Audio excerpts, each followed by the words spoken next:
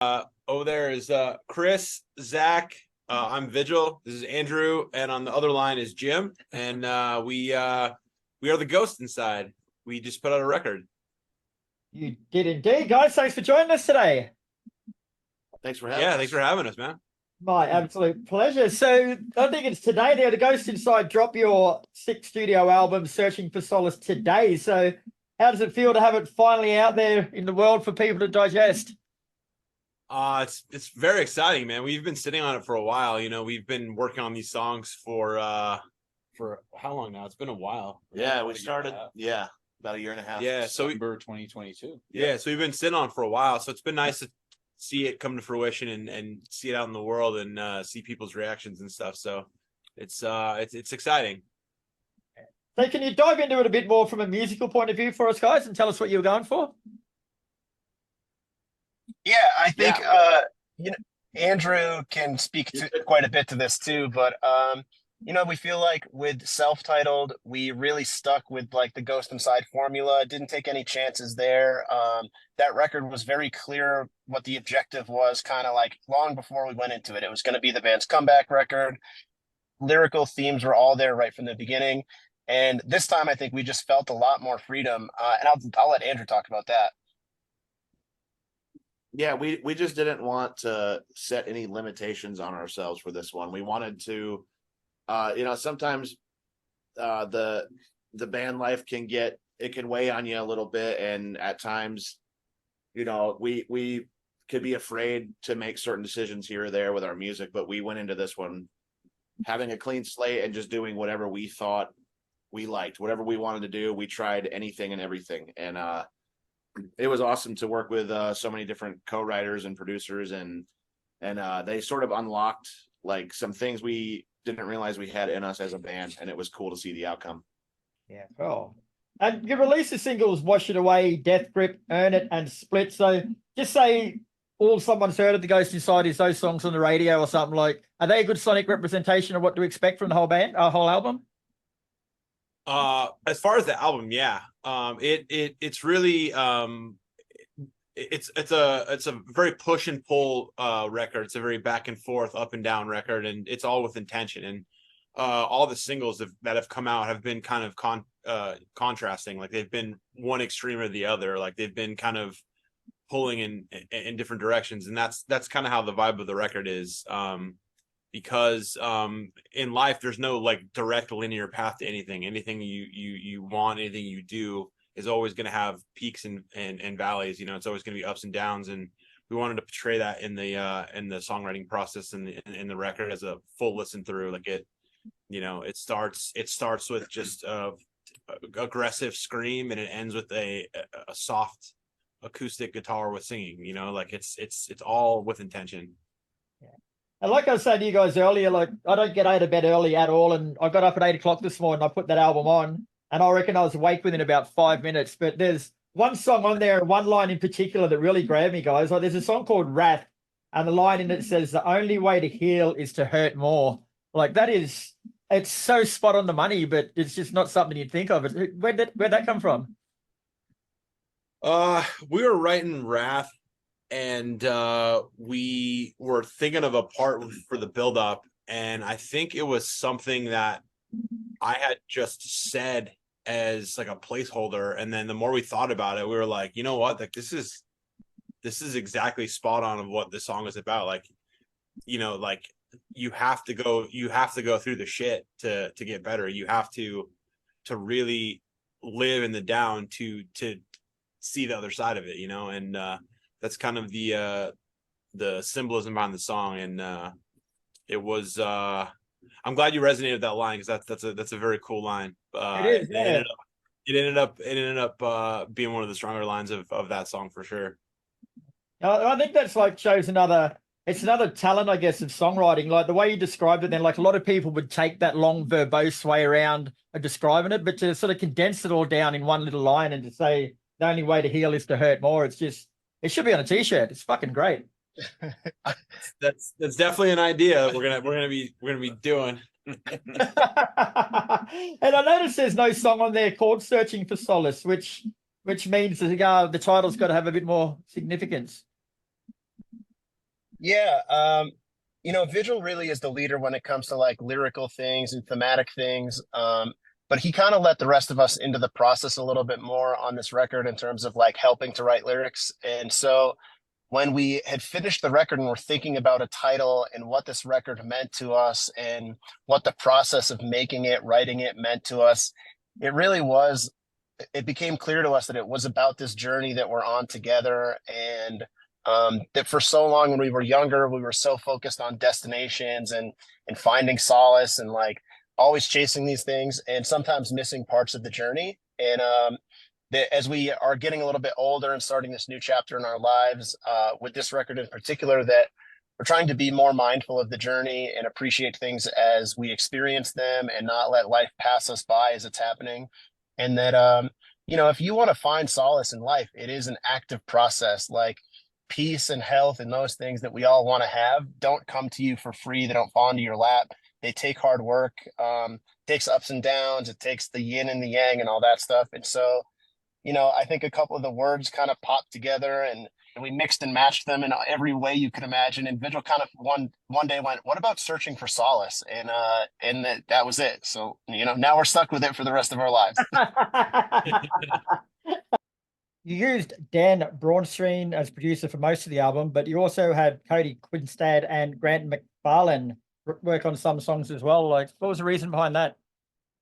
Just to broaden the scope of the record and not kind of box ourselves into one certain idea or one certain sound. We wanted to explore other avenues because with the self-titled record, the first one being Back After the Accident, obviously was a very important record to us. But like, Jim was saying earlier, we kind of knew what the structure was going to be. We knew what the lyrics were going to be about. We kind of knew what it was going to be. And it felt like a very lateral move, which is, an elevated version of what we were doing before. But this one feels like a step up, like an actual, just a push forward. And so we wanted to embrace all the ideas possible and work with some of our favorite producers and songwriters and just get in there and see what clicked, what worked, what we were capable of, what we wanted to do. Because at the end of the day, we know what it's like to almost lose this and never get another chance at this. So if we had done anything that wasn't 150%, it would have been selling ourselves short, and then it would just be fake. So we just did everything we could to just push ourselves to the extreme, and I think it comes through in the songwriting, in the lyrics, and in the performances. I think we worked really hard on them. So it's a big record for us, and I can't wait for it to be in everyone's ears. Oh no. Now, the average listener probably wouldn't be able to tell the difference between those different producers, but from a band perspective, can you hear much difference in the way different producers mix your stuff? I mean, each of those people brings something different to the table. Like when Dan Braunstein sits down with a guitar and riffs around, it's stuff that we wouldn't have necessarily thought to try ourselves. So working with all these different people helped push us and like kind of grow, but there's nothing on there that's not the ghost inside. It's kind of like having your edgy friend who says we should go do this tonight, and you're like, we can't do that, but you try it and it feels right. You know what I mean? Yeah, for sure. Now, Riley is quoted as saying that we really know who we are and we also feel comfortable stepping into the future now. So can you elaborate on that a bit more?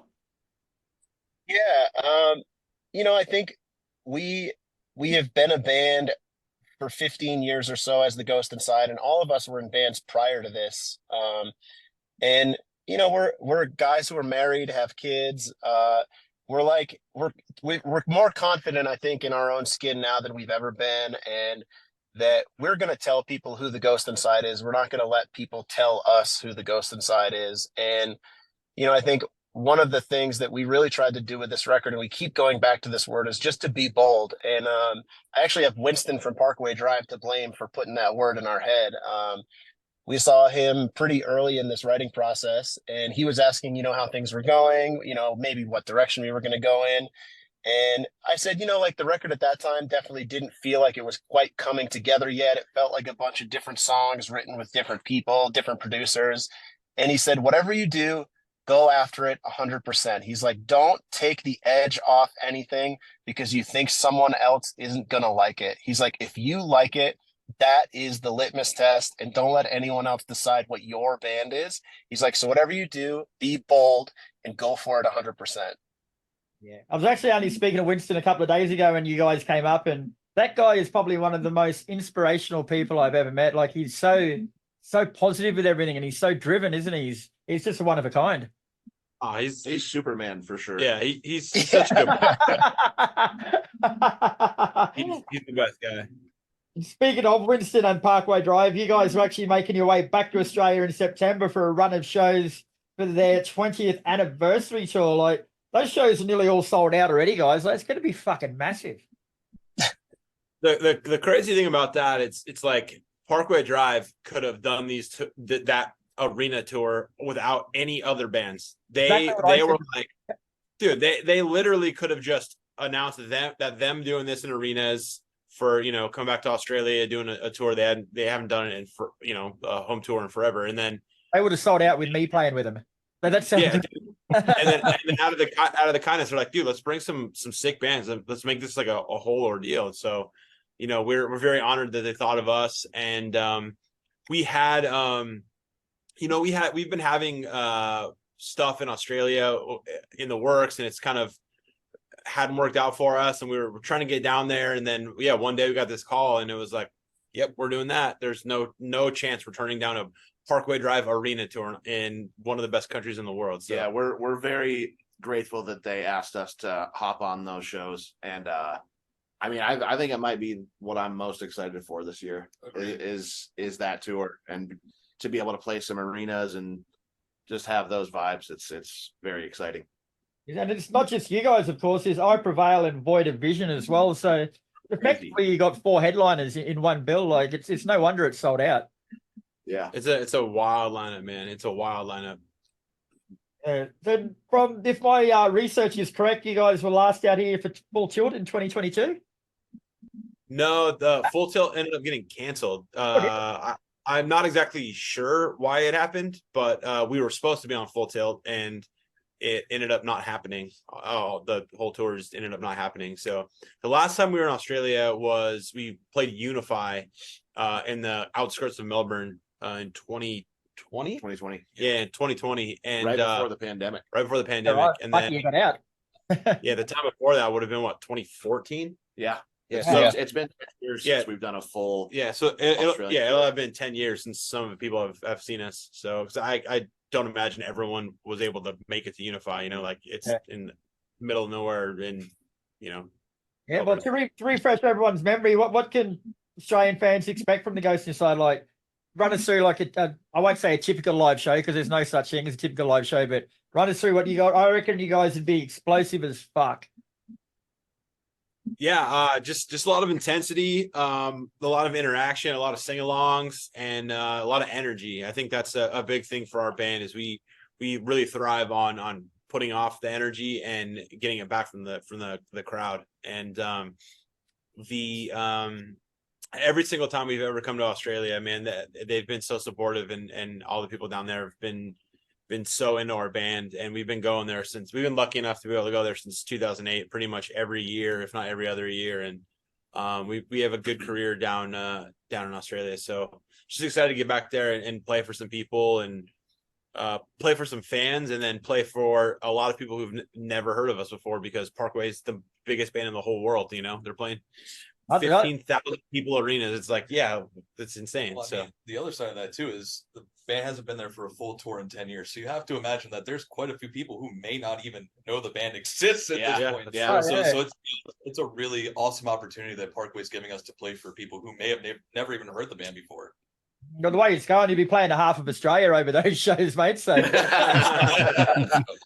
all right, boys. Well, thanks very much for your time. It's been a pleasure. The album Searching for Solace is out now, and she's a fucking cracker. You boys will be out here with Parkway Drive later on this year in September. So there's plenty happening, guys. And I'll be at the Brisbane show. So hopefully catch up for a beer. Let's go. Yeah. Thank you for having us. Cheers.